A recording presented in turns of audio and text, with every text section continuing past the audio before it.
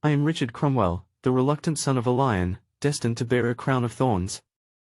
My tale begins in September 1658, when my father, Oliver Cromwell, the towering figure who had defied monarchy and shaped a republic, succumbed to death's inexorable grasp. The Protectorate, his creation, was left to me, not by merit, but by blood. I was no soldier, no statesman, no charismatic leader. Yet, by the weight of expectation, I found myself thrust into the role of Lord Protector of England, Ireland, and Scotland. I was 40 years old when I ascended, though I use that word lightly.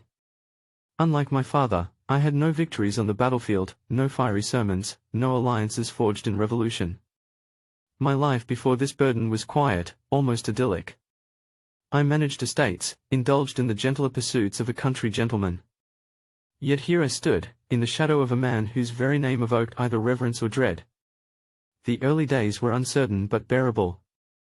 The Council of State reassured me with their loyalty, and Parliament convened under my authority. Some hoped I might bridge the divisions that had plagued the nation. I sought peace and reconciliation, yet I lacked the strength and conviction to command. Factions stirred, republicans who despised hereditary succession, royalists biding their time, and my own army, whose loyalty I could never secure. The military loomed as my greatest adversary. My father had wielded the new model army like a sharp blade. I held it as one would a venomous snake, uncertain of when it might strike. The officers, led by men like Charles Fleetwood and John Lambert, resented me. They saw me as a weak civilian, unworthy of their allegiance. Their discontent grew louder with each passing month. Parliament, too, was fractious. While I sought to maintain the Protectorate's authority, the members debated endlessly, some arguing for reform, others for outright abolition of the Protectorate itself. By April 1659, their discord reached a breaking point. The army, emboldened by my faltering leadership, acted to dissolve Parliament, leaving me isolated, a figurehead without a foundation. I knew then that my days were numbered. In May 1659, I resigned the office of Lord Protector. My authority, my dignity, and even my purpose were stripped away, leaving me to retreat into obscurity. The Protectorate fell soon after, consumed by the chaos of the very divisions I could not mend. The monarchy, so violently uprooted by my father, would return within 2 years under Charles II. I reflect on my brief and ignoble tenure with a strange mix of relief and regret.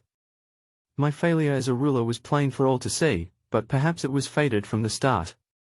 I was no Oliver Cromwell. I lacked his fire, his vision, and his iron will.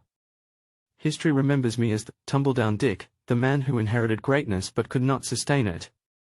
Yet I wonder, was it failure, or was I simply unsuited for the brutal game of power? I spent my later years in quiet obscurity, a far cry from the halls of Whitehall. In exile, first in France and later in Switzerland, I lived modestly, my name fading from the minds of men. I returned to England in my old age, anonymous and forgotten, to live out my days in peace. And so, the son of Oliver Cromwell fades into history, a footnote in the turbulent story of England. My time as Lord Protector was brief, my impact fleeting, yet it taught me this: power is a burden, and the crown of leadership is often a crown of thorns.